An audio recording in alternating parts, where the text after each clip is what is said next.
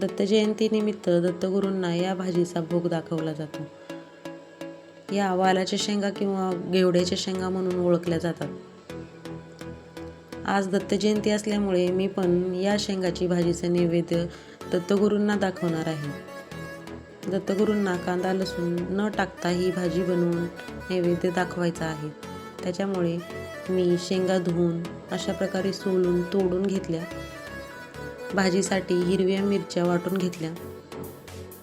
या भाजीला फक्त जिरे आणि हिरवी मिरची वापरून ही भाजी बनवायची आहे. सुरुवातीला शेंगा तेलामध्ये खरपूस भाजून घ्यायच्या आहेत.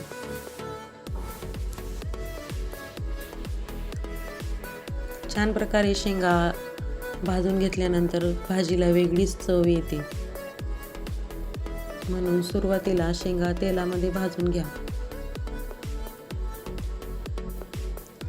शेंगांचा कलर पूर्ण चेंज होईपर्यंत शेंगा तेलामध्ये फ्राय करून घ्यायच्या.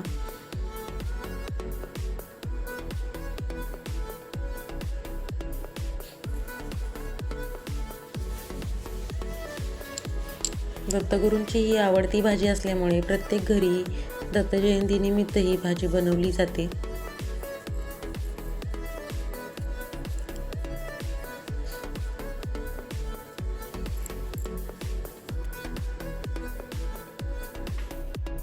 अशा प्रकारे शेंगा भाजून झालेले आहेत. आता फोडणीसाठी तेल,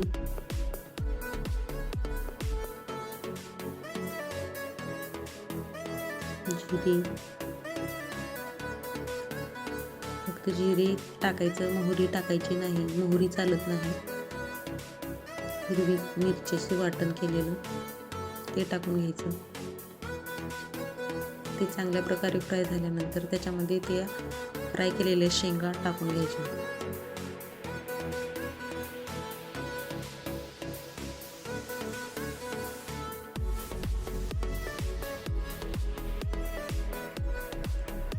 हळद, मीठ,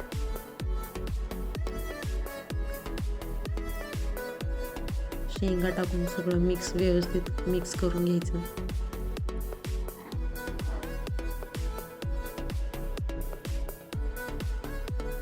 याच्यामध्ये तुम्ही कोथिंबीर टाकू शकता. माझ्याकडे अवेलेबल नसल्यामुळे मी टाकली नाही.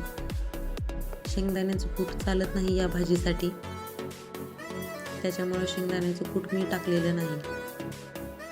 अशा प्रकारे भाजी तयार झालेली आहे.